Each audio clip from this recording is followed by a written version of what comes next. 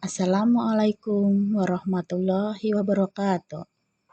Perkenalkan, nama saya Sutami, calon guru penggerak angkatan 7 dari SMP Negeri 3 Muarauya, Kabupaten Tabalong, Kalimantan Selatan. Kali ini saya akan memaparkan aksi nyata modul 1.4 dengan judul Menyebarkan Budaya Positif di Lingkungan Sekolah. Dalam proses pelaksanaan pendidikan guru penggerak ini, saya didampingi oleh seorang ibu fasilitator, yaitu Ibu Majidah Abu Bakar, dan pengajar praktik Bapak Muhammad Saleh. Adapun yang melatar belakangi penyebaran budaya positif di lingkungan sekolah, yaitu pendidikan merupakan tempat persemaian benih-benih kebudayaan masyarakat. Sekolah merupakan bagian dari unsur pendidikan, di mana sekolah harus mampu menciptakan kondisi yang aman, nyaman bagi tumbuh dan berkembangnya segala kodrat anak, baik kodrat alam maupun kodrat zaman, sehingga terwujudnya profil pelajar Pancasila.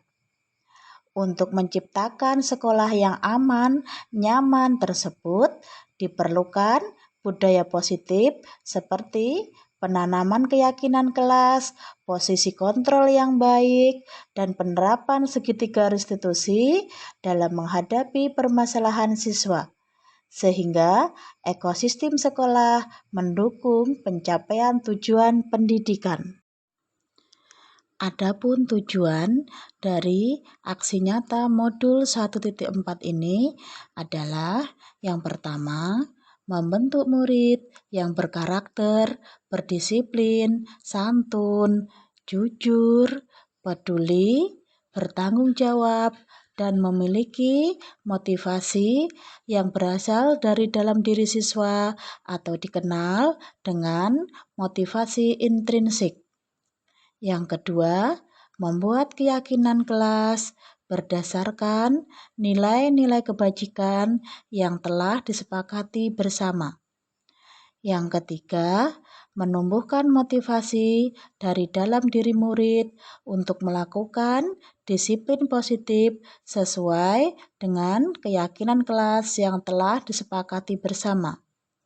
Dan yang terakhir, menggerakkan dan memotivasi warga sekolah dan komunitas praktisi dengan membagikan pemahaman dan pengalaman tentang budaya positif di lingkungan sekolah. Adapun tolak ukur dalam menyebarkan budaya positif di lingkungan sekolah, yang pertama, terciptanya suasana kelas dan sekolah yang nyaman dengan melaksanakan keyakinan kelas. Yang kedua, siswa mampu menyelesaikan masalah sendiri dengan menemukan nilai-nilai keyakinannya. Yang ketiga, warga sekolah menerapkan budaya positif secara berkelanjutan. Dan yang terakhir, guru dan siswa bersama-sama menerapkan keyakinan kelas tanpa adanya paksaan. Lini masa tindakan pada aksi nyata penyebaran budaya positif di lingkungan sekolah. 1. Melakukan koordinasi dengan kepala sekolah, rekan sejawat, serta warga sekolah untuk merancang program budaya positif. 2. Merancang program budaya positif berupa keyakinan kelas dan penerapan segitiga restitusi. 3. Memfasilitasi siswa untuk membuat keyakinan kelas, lalu menandatangani bersama secara sadar tanpa adanya unsur paksaan. 4. Menerapkan keyakinan kelas secara konsisten. 5. Melaksanakan kegiatan diseminasi budaya positif kepada rekan-rekan guru. Dukungan yang dibutuhkan dalam melaksanakan penerapan budaya positif di lingkungan sekolah. 1. Kepala sekolah sebagai penanggung jawab dalam pelaksanaan program. 2. Rekan guru dalam berkolaborasi memfasilitasi siswa dalam menerapkan keyakinan kelas dan segitiga restitusi. 3. Masyarakat sebagai stakeholder yang meneruskan keberlangsungan budaya positif di lingkungan keluarga maupun di lingkungan masyarakat. Adapun materi budaya positif pada modul 1.4 ini yang pertama, paradigma baru teori stimulus respon menjadi teori kontrol. 2. Disiplin positif dan nilai-nilai kebajikan universal. 3. Hukuman, konsekuensi, dan restitusi. 4. Keyakinan kelas. 5. Kebutuhan dasar manusia dan dunia berkualitas. 6. 5. Fungsi kontrol guru. Dan yang terakhir, segitiga restitusi. Sebelum saya melakukan pengembasan kepada teman-teman guru sejawat, maka terlebih dahulu saya menerapkan budaya positif di lingkungan kelas dengan membuat keyakinan kelas.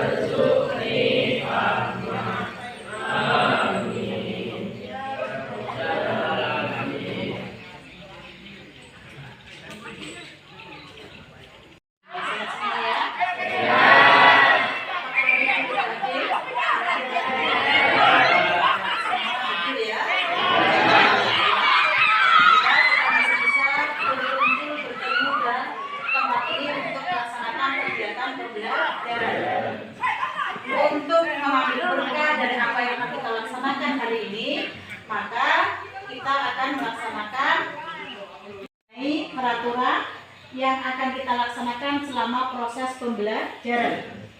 Silakan dibuat sendiri peraturannya. Ya, Ibu akan membagikan kertas ini ya. Nanti silakan ditempel di papan yang akan Ibu siapkan nantinya ya. Sehingga dari apa yang kalian sampaikan nantinya itu akan kita pakai peraturan selama kita belajar hari ini. Jadi aturan ini silakan ditentukan sendiri. Kemudian konsekuensi apa jika kalian melanggar, maka kalian sendiri yang akan menentukan. Paham maksudnya? Nah, baik, kalau paham ya. Ini silakan dibagikan ke belakang ya. Kalau satu kurang bisa mengambil 2 lembar ya. Misalnya banyak yang kamu inginkan, bisa mengambil 2 lembar. Ini kelas 7, nanti dikembalikan lagi ke kelas ya. Ini kelas ya, dibagikan ke belakang, jangan sampai terbalik oleh saya. Sudah? Ya. Boleh.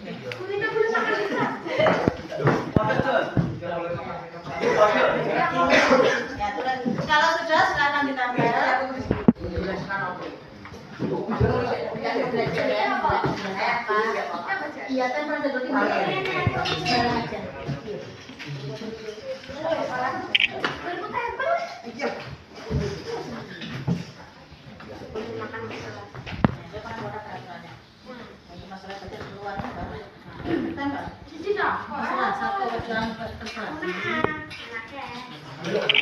Lagi lah Bu, satu aja Bu. Jauh ya.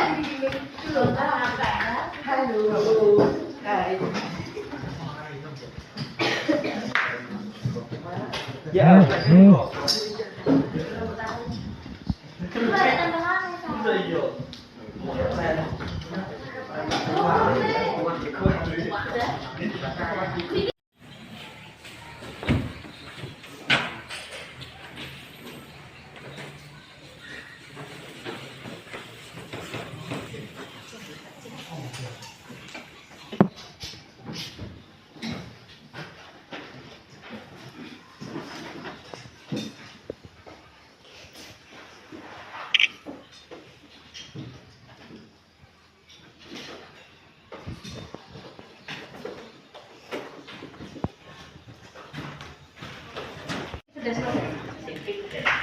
Ada yang masih kurang kertasnya sudah semuanya? Buat lagi ya. Biar banyak dengan nama saya Sakti. Oke, jangan video. Walek video. Walek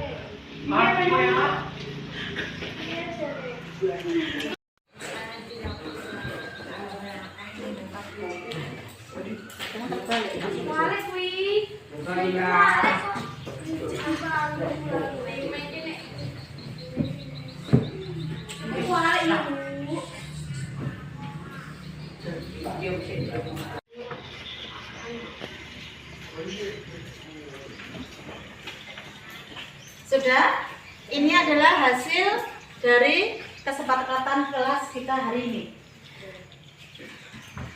Salah satunya bisa Ibu bacakan ya. Yang pertama ada di sini, tidak berbicara saat guru sedang menjelaskan.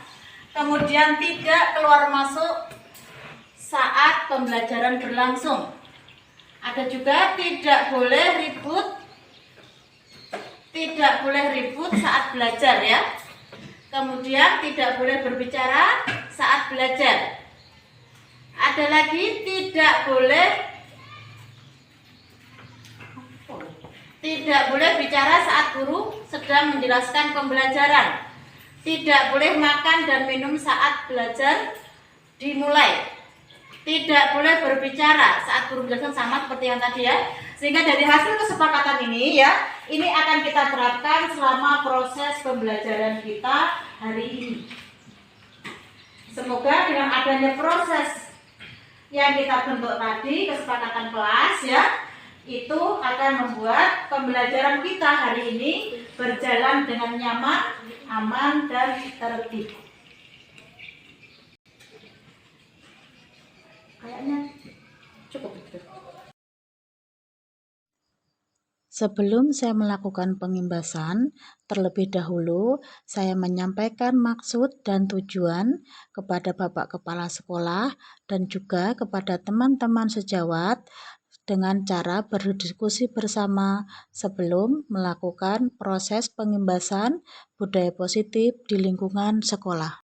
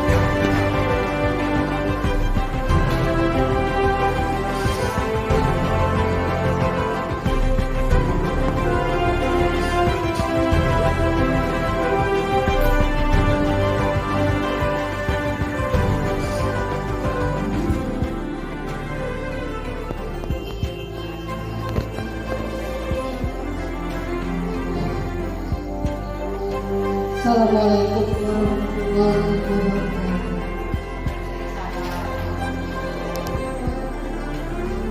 Alhamdulillah, puji kepada Tuhan yang telah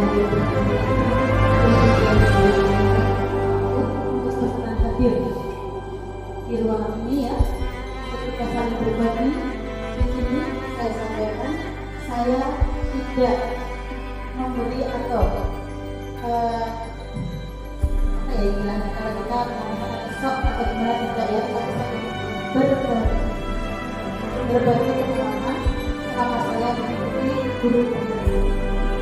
Di sini saya berbagi ada modul 1 mengenai budaya positif yang dalam pembelajaran itu bisa tercapai. Baik, di sini izinkan saya menyampaikan atau memaparkan mengenai budaya positif di lingkungan sekolah. Bagian pertama yaitu mengenai disiplin positif dan nilai-nilai kebajikan universal. Yang pertama adalah disiplin positif. Apa itu disiplin positif? Sering kita katakan kepada anak-anak ya, bahwa kedepannya pastinya itu adalah yang terbaik untuk masa depan kita. Di antara nilai kebajikan itu ada beberapa. Yang pertama, kemudian berikutnya adalah the 7 essential virtues ya, yaitu di sini ada within moral intelligence.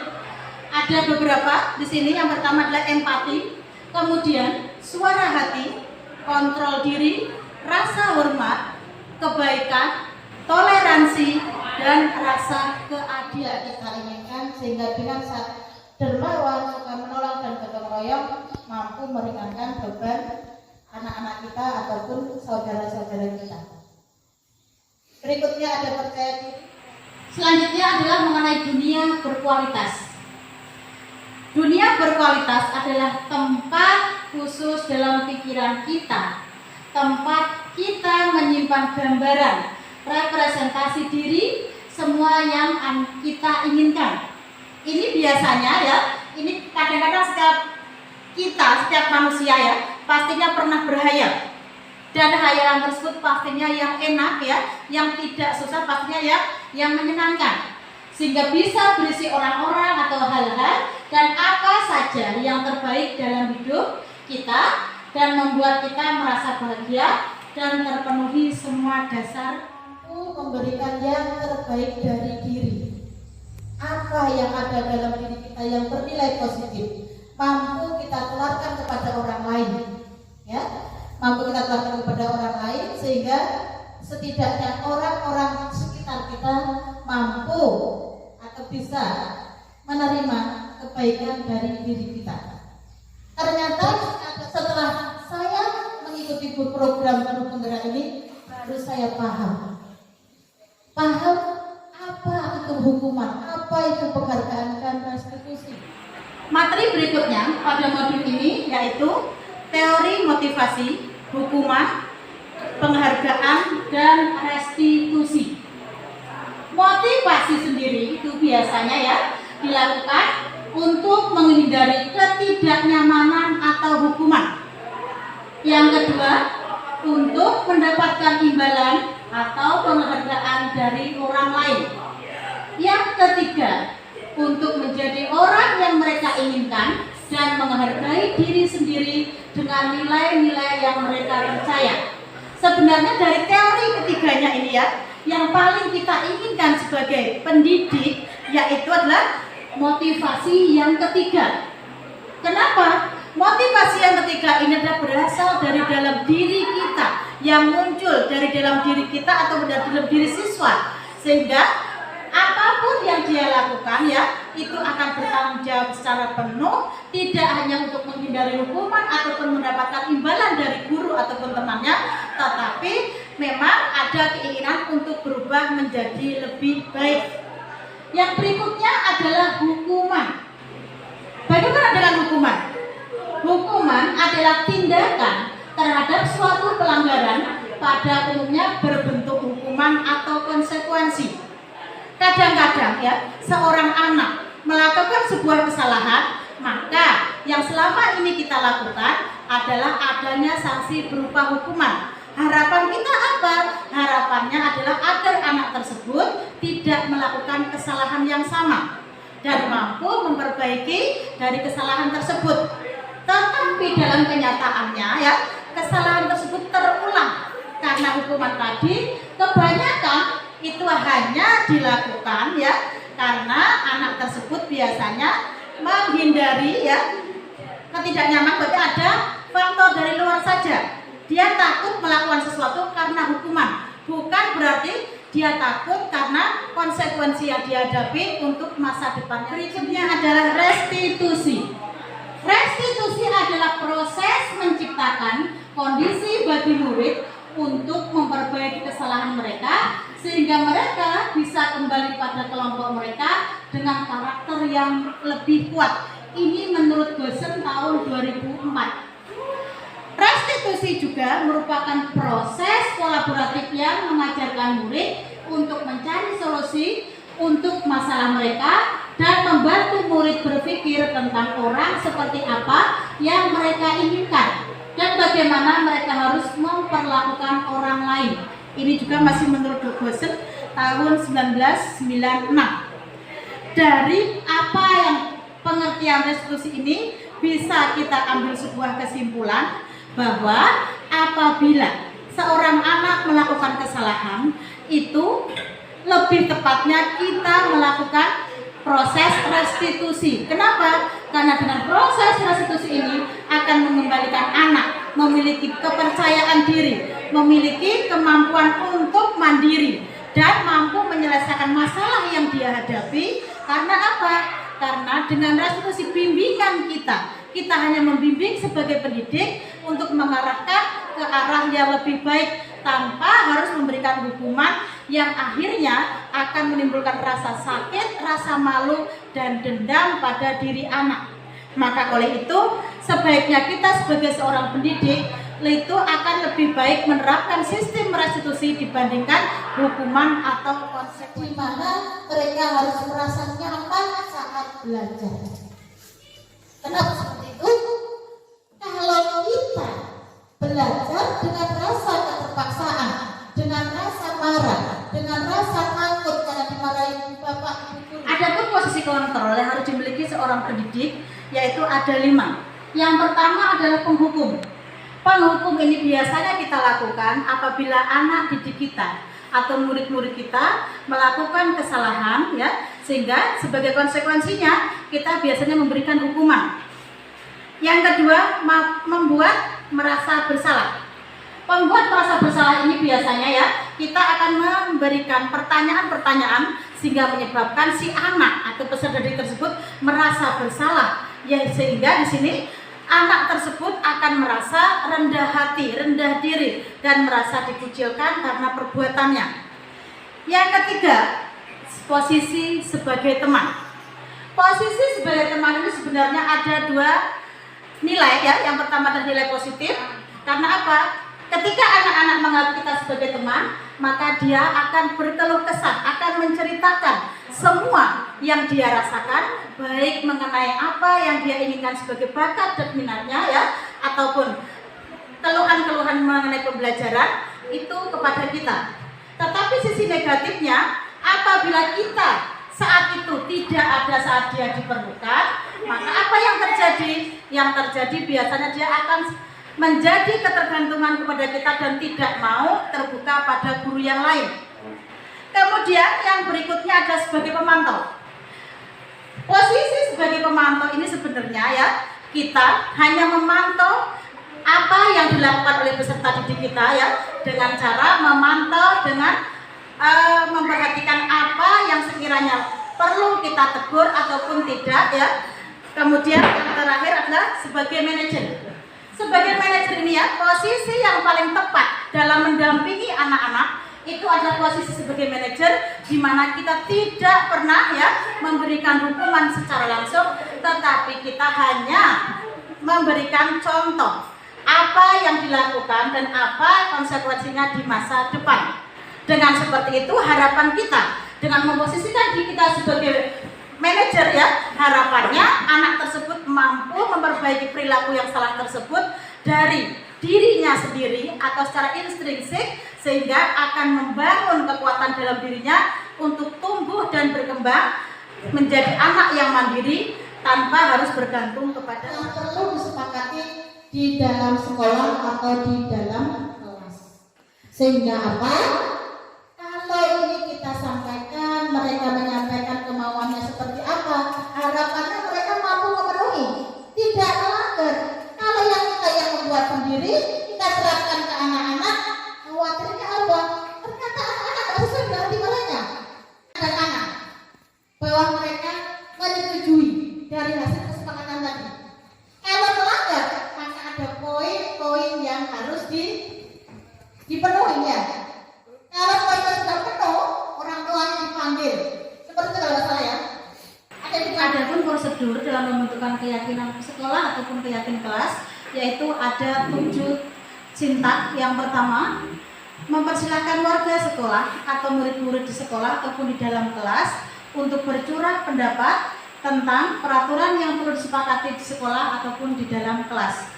Yang kedua, mencatat semua masukan-masukan para murid atau warga sekolah di papan tulis atau di kertas besar, contohnya mungkin kertas ukuran poster, di mana semua anggota kelas atau warga sekolah bisa melihat hasil curah pendapat tersebut.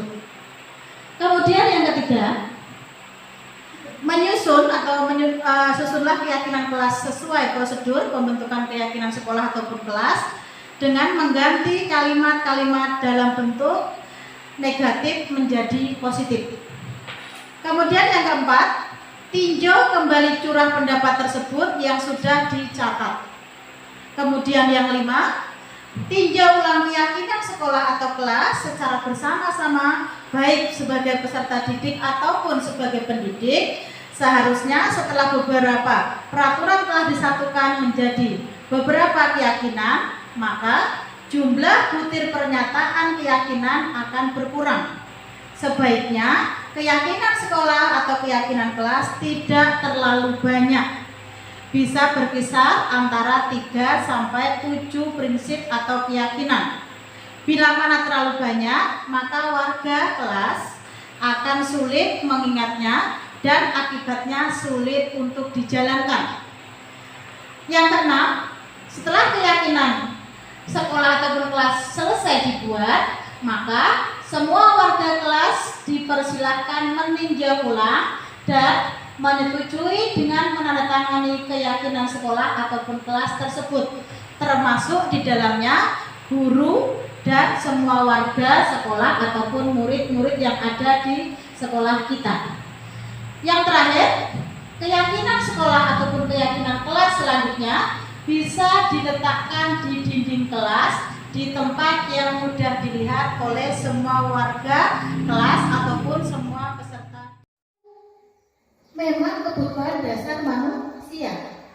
Sekarang kita misalnya ada orang ya yang awalnya jadi pegawai biasa, berikutnya ada beliau bisa jadi DPR, maka dia berusaha untuk mencapai itu karena memang ada keinginan dari diri kita ya, itu adalah penguasaan atau power yang kita miliki. Kemudian bagaimana dengan dunia berkualitas? Pernah menghayal Bapak Ibu? Sering ya Pak ya, menghayal itu pasti yang enak-enak ya. Mengubah identitas anak dari anak yang gagal ya dalam melakukan sesuatu, tetapi ya dia belajar dari kesalahan menjadi Ada segitiga restitusi itu ya, terdapat 3 sisi, di mana sisi yang pertama atau sisi yang satu itu adalah menstabilkan identitas. Bagian dasar dari segitiga restitusi ini bertujuan untuk mengubah identitas anak dari orang yang gagal karena melakukan kesalahan menjadi orang yang sukses. Anak yang melanggar peraturan karena sedang mencari perhatian adalah anak yang sedang mengalami kegagalan. Di sini maksudnya adalah ya, jika seorang anak melakukan sebuah kesalahan, maka tugas kita yang pertama adalah sisi yang kedua pada segitiga restitusi, yaitu validasi tindakan yang salah. Tindakan manusia, baik ataupun buruk, pasti memiliki maksud dan tujuan tertentu. Seorang guru yang memahami teori kontrol pasti akan mengubah pandangannya dari stimulus respon ke cara berpikir proaktif yang mengenali tujuan dari setiap tindakan. Sehingga ya kita aja sebagai seorang guru, apapun yang kita lakukan, tindakan apapun itu, pasti kita ada maksud dan tujuan, baik itu positif ataupun negatif. Begitu pula dengan anak-anak kita.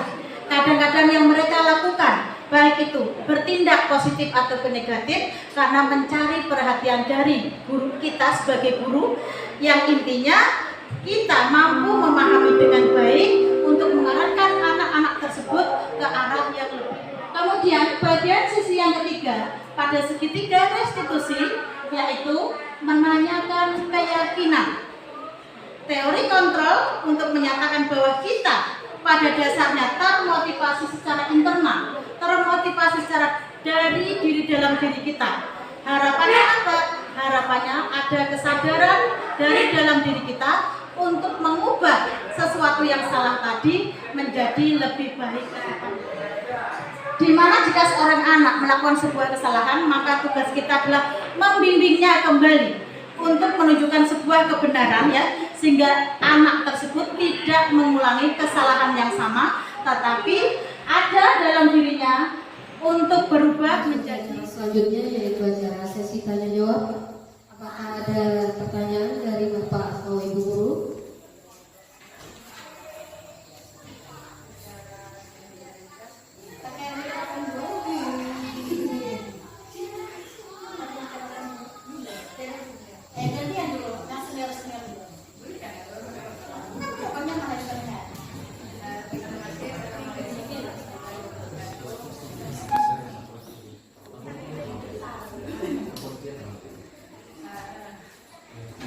Menyimak dari apa yang disampaikan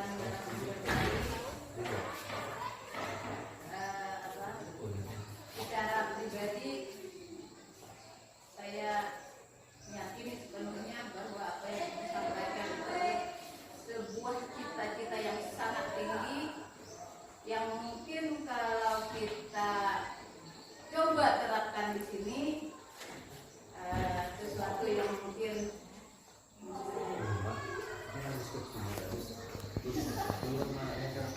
kita tidak bisa menutup mata kalau kita memberikan sepenuhnya kemerdekaan belajar, kemerdekaan ini, kemerdekaan itu kepada anak kita yang sekarang kita bicarakan.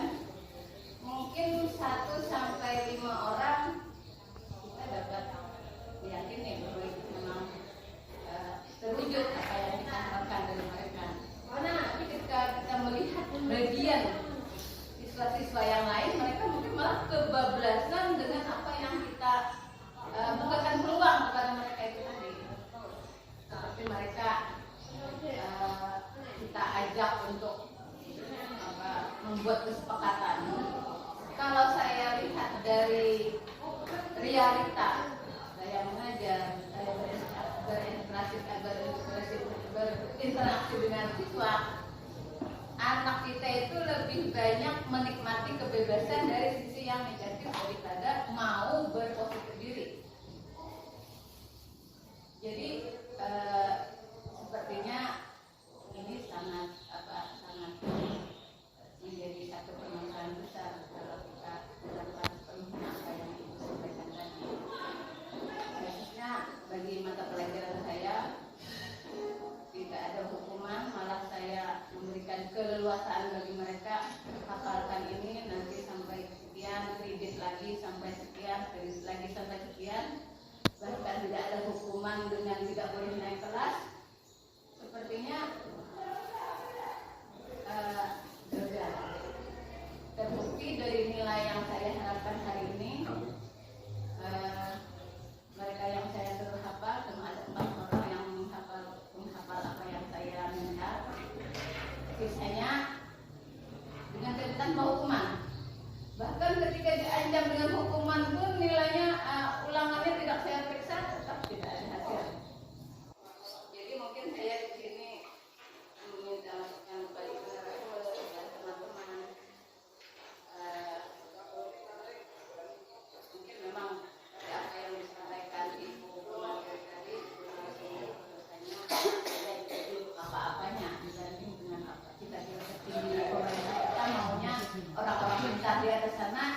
Pokoknya kita menciptakan pembelajaran yang menyenangkan, yang anak-anak merdeka. Dengan kemerdekaan mereka, kita dapat menciptakan output yang benar-benar kita standarkan.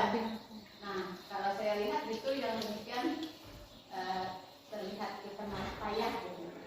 Tapi tidak tahu teman-teman yang lain mungkin beda karena kita juga pembelajaran, kita belajar mungkin dari sisi pembelajaran saya mungkin kurang menyenangkan banyak kelemahannya sehingga hasilnya pun saya lihat banyak kelemahan, terutama di tahun ini saya lihat semangat belajar anak sangat menurun sekali, dan itu juga tampak dari sikap, sifat, adat maka kebebasan itu bisa kita yakini dapat menciptakan akhlak budi pekerti yang seperti kita harapkan, bukan atau malah justru mereka kebablasan, tidak ada batasan atau saya sampaikan atau teman-teman kasus saya minta pendapat, masukan. Terima kasih. Assalamualaikum warahmatullahi wabarakatuh. Yang itu juga dialami oleh rekan-rekan yang lain. Ya, saya mengerti semua itu ya. Makanya di sini tadi saya sampaikan kita perlu belajar, kita perlu mengontrol diri, kita perlu memberikan contoh kepada anak-anak kita. Memang tidak mudah karena berkali-kali saya katakan bahasanya sangat singkat, ternyata dalam penerapannya luar biasa. Inilah tantangan kita. Tantangan kita sebagai seorang pendidik yang dimana ya seorang anak itu tumbuh dan berkembang mengikuti kodrat alam dan kodrat zaman. Kodrat zaman yang sekarang sedang kita hadapi adalah yang sangat sering kita lihat itu adalah IT, di mana anak-anak lebih banyak memegang HP dibandingkan memegang buku. Seorang anak ya, kontrol pertama itu adalah lingkungan keluarga. Bagaimana seorang tua mendidik anaknya, bagaimana orang tua mengarahkan anaknya, maka akan tercermin dari sikap anak tersebut saat mereka ada di lingkungan sekolah ataupun di lingkungan masyarakat. Ya, apa yang disampaikan oleh Ibu Mujijah tadi memang ya hampir kita semua mengalami. Makanya saya katakan dari awal saya berusaha belajar. Saya berusaha belajar memahami kondisi yang terjadi. Memang karena kebiasaan kita ya, kebiasaan kita selama ini kita yakini dengan ancaman, dengan hukuman akan merubah perilaku seorang anak. Tetapi dalam prosesnya itu tidak 100% manjur. Masih ada yang tetap mengulang perbuatannya berulang dan berulang, bisa jadi pada anak yang sama. Dari sini ya, mengajarkan kepada kita ternyata apa yang kita lakukan tidak sepenuhnya benar. Makanya ya, saya di sini juga sama-sama belajar. Mari kita belajar berkolaborasi, bekerja sama untuk menyelesaikan kasus-kasus pada anak kita. Memang kalau kita berikan kemerdekaan pada anak, kadang-kadang kita mikir nanti dia seenaknya saja. Tetapi saya yakin ya, kalau kita belajar menerapkannya memang tidak bisa langsung ya, tetapi dengan tahap demi tahap. Caranya seperti apa? Tahap kita harus mencari latar belakang permasalahannya. Kalau kita sudah tahu latar belakang permasalahannya ya, insya Allah dengan bersama-sama kita mampu memecahkan itu. Kadang-kadang saya sendiri Bu ya, mempelajari modul demi modul. Kadang-kadang saya mikir bisa enggak? Karena dasar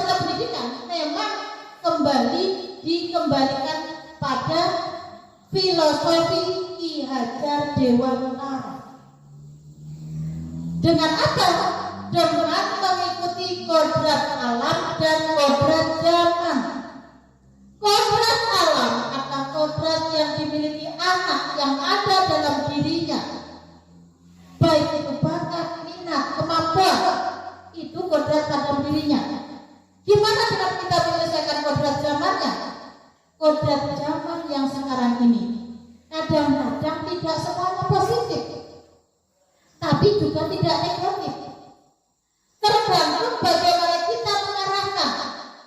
Anak kita ada di rumah, anak saya ya, kalau main HP senangnya luar biasa. Senang, tahan seharian di rumah main HP. Nah, ini tergantung kita manajerialnya. Bagaimana kita memberikan contoh, ya, contoh nak, kalau kamu main HP terus-menerus tanpa belajar, kalau nanti di sekolah bisa apa enggak? Kemudian kita memberikan pertanyaan mematik pada anak yang harapan kita ya, ada timbul motivasi dari dalam diri anak untuk berubah lebih baik. Karena kalau kita hanya mengancam, itu kan faktor dari luar, eksplisiknya. Dia takut karena kita ancam. Padahal itu hanya sifatnya sementara. Ancamannya hilang juga yang diingat kembali, ulang kembali. Makanya saya di sini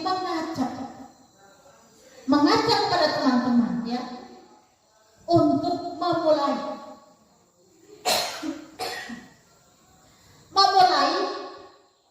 membudayakan positif di lingkungan kita. Namanya memulai pastinya kita banyak sekali tantangan. Tantangannya siapa? Tidak hanya anak-anak. Tantangan juga bisa berasal dari teman kita, ada ya. Ada. Tapi kita berusaha dengan mengontrol diri kita. Harapannya kita mampu berkolaborasi dengan baik demi untuk mewujudkan manusia yang ada pada diri anak-anak kita memiliki profil pelajar Pancasila, memiliki iman dan takwa, merupakan batasan norma seorang anak ya, dengan kesalahan-kesalahan yang mungkin terjadi.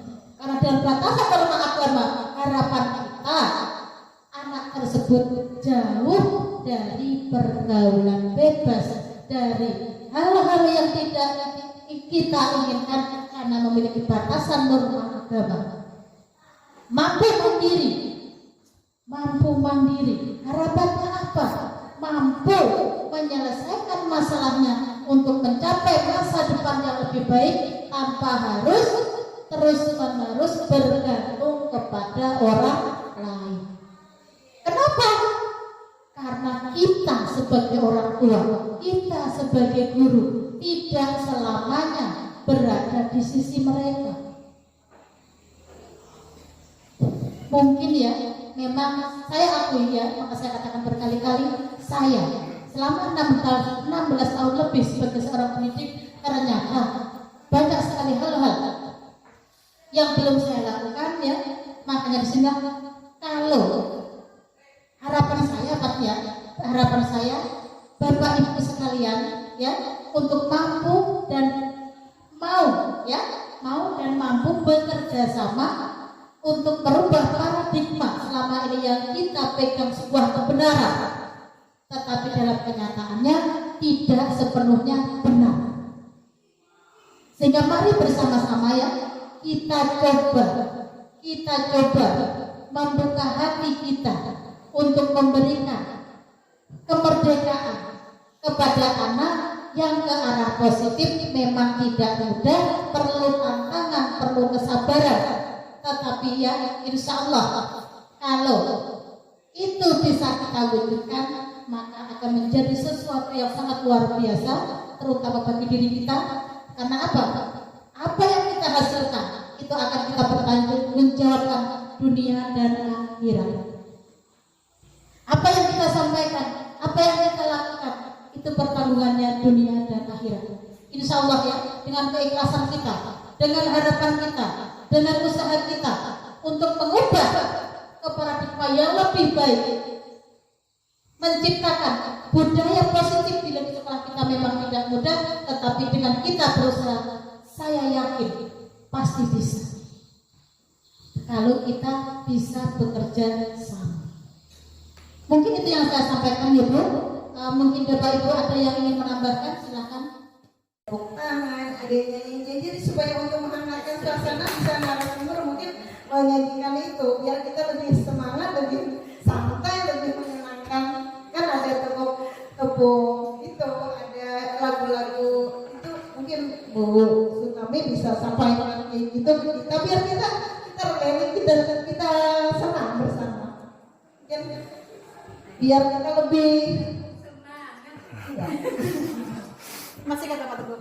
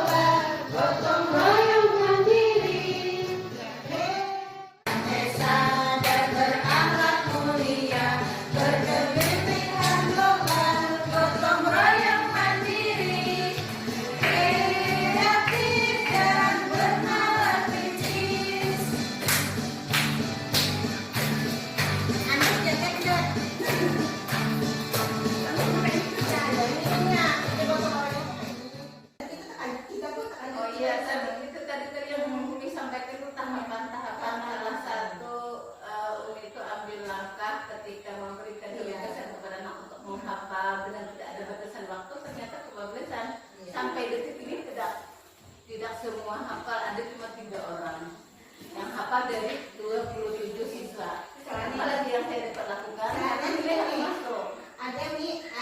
cerita dari seorang guru SD, jadinya menerapkan pendidikan belajar.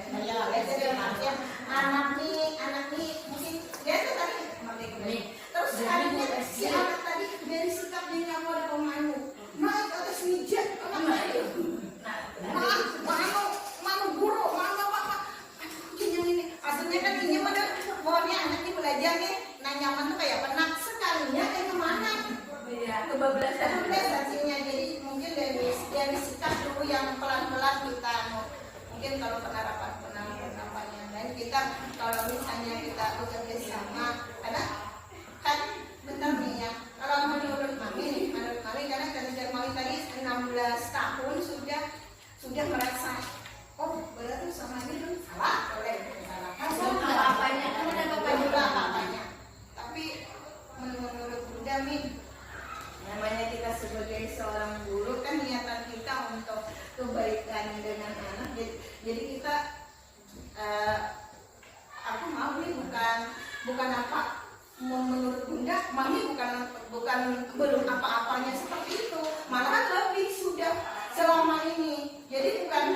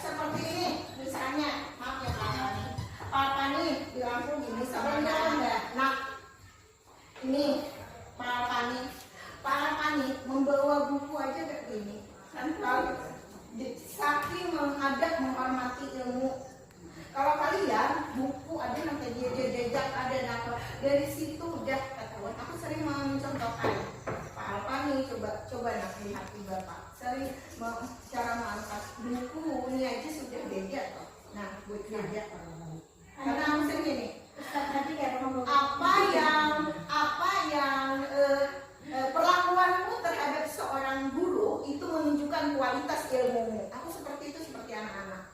Mungkin Pak Alpani bisa memberikan masukan, Pak. Karena aku sering mencontohkan Pak Alpani, mungkin dari pengalaman Pak Alpani di pondok, cara adabnya, memang adab itu tinggi daripada ilmu dulu ya Pak ya. Beradab dulu kita, baru kita ilmunya. Kalau kita sudah beradab, insya Allah ilmu itu Karena anak muda, ilmu itu yang kedua, adab yang pertama. Iya, benar. Oke, makanya kan kataku tadi adab dulu baru ilmu. Dari yang dipaparkan Bu Sutami tadi, kalau menurut pandangan Pak Alpani yang selama ini mengencang pendidikan di pondok, seperti apa lah? Ya, jadi maksud kita tuh bisa kita sharing lah, kita berbagi, kita jadi kami kita sebagai insan pendidik khususnya yang di luar pondok mungkin bisa ngadopsi sedikit-sedikit lah. Assalamualaikum warahmatullahi wabarakatuh. Waalaikumsalam warahmatullahi. Bismillah, alhamdulillah, wa sholli ala sayyidina Muhammadin rasulillah. Amma ba'du. Mungkin yang mau ulun sampaikan kebanyakannya sudah disampaikan oleh guru-guru kita yang lain, dan poin-poinnya pun hampir mirip. Hampir mirip. Jadi mungkin yang akan sampaikan ini mungkin cuma sedikit aja, tapi mudah-mudahan ada manfaatnya untuk kita semuanya. Tentang masalah kebebasan, belum langsung cerita pengalaman aja lah. Di pondok pesantren itu, kalau kita mendengar kata-kata pondok pesantren, sudah terbayang akhlak yang bagus, sudah terbayang tuh santri yang taat, kemudian ilmunya tuh mumpuni. Nah, untuk merealisasikan itu seperti apa? Di pondok itu ada namanya, kalau bahasa di Indonesia apa ya?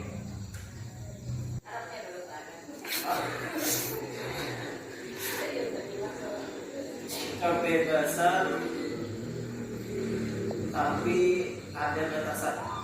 Kebebasan ada batasan. Jadi di pondok itu memang ada kebebasannya, cuma pasti bebasnya itu ada sebebas-bebasnya. Pasti ada batasan tertentu. Misalnya jangan melakukan ini, jangan melakukan ini. Plus ditambahkan kepada santri atau pelajar di sana manfaat-manfaat kalau mentaati batasan.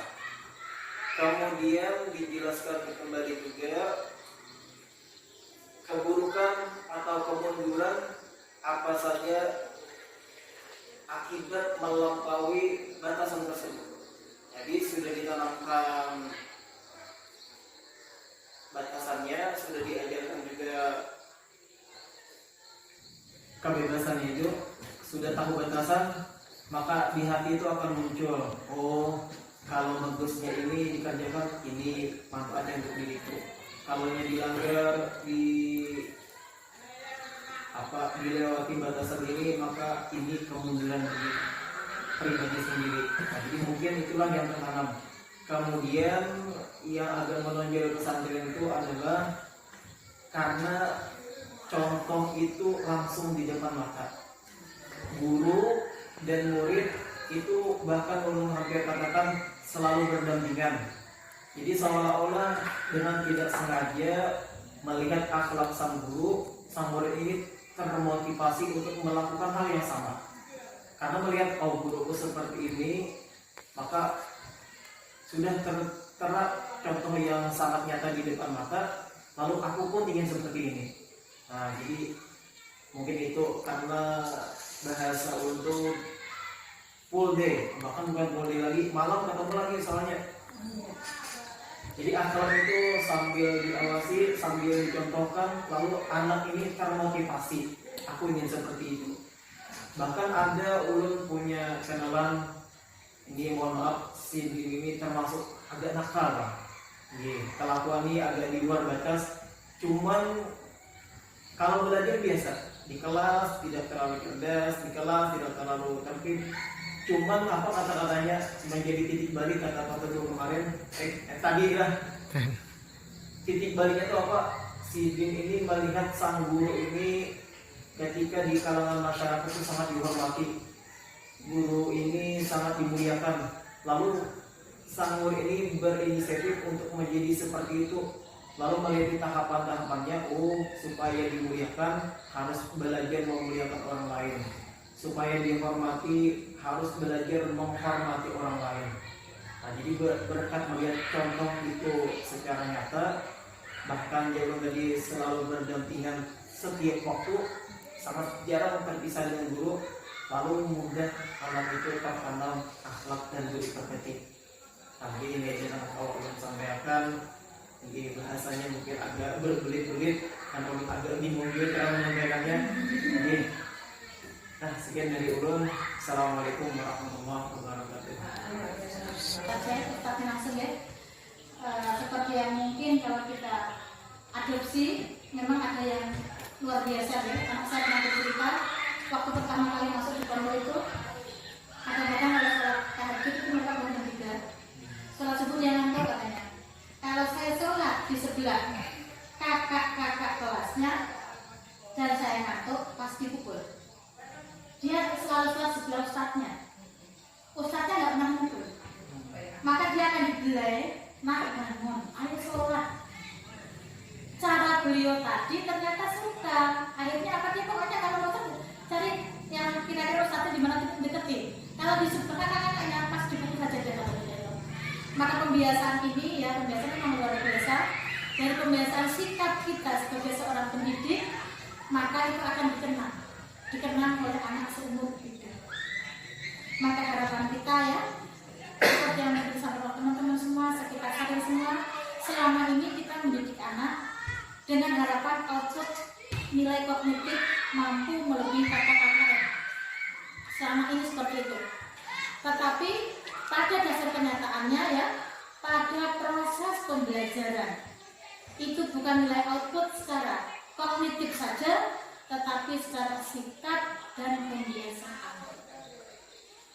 Maka inilah saat tadi saya mencoba yang menyampaikan, dan saya juga mencoba berharap kepada teman-teman semua untuk bisa kita memulainya. Hal yang positif tadi, harapannya walaupun apapun hasilnya nanti kita serahkan pada Allah, tapi kita mencoba hal yang terbaik. Dengan apa? Ya seperti kalau kita mengadopsi dari saya sampaikan Pak Ustadz tadi, mungkin dari pengalaman yang disampaikan oleh anak saya, dengan memberikan contoh kepada anak-anak kita.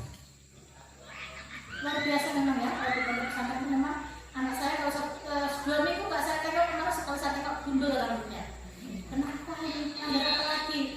Mama, kemarin saya jaga malam, saya nggak bangun pada sholat subuh, habis rambutnya digundur. Itu konsekuensi yang mereka kami memang dari awal kesepakatannya seperti itu. Jadi kalau kita ada sebagai orang tua, kalau saya nggak pernah marah ya, karena inilah pembelajaran yang harapannya dengan pembelajaran itu akan timbul motivasi dalam diri anak untuk menjadi lebih baik dan tidak mengulangi kesalahan.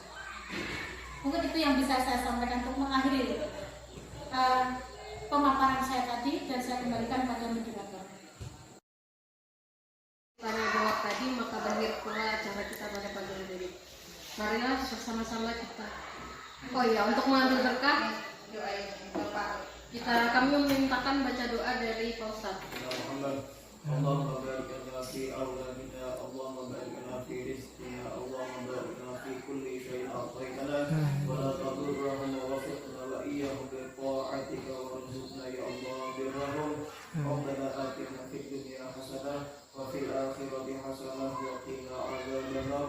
Sallallahu ala sayyidina Muhammadin wa ala alihi wasallam. Alhamdulillahi rabbil alamin. Mulai acara kita pagi hari ini, marilah kita tutup acara kita dengan mengucapkan hamdalah.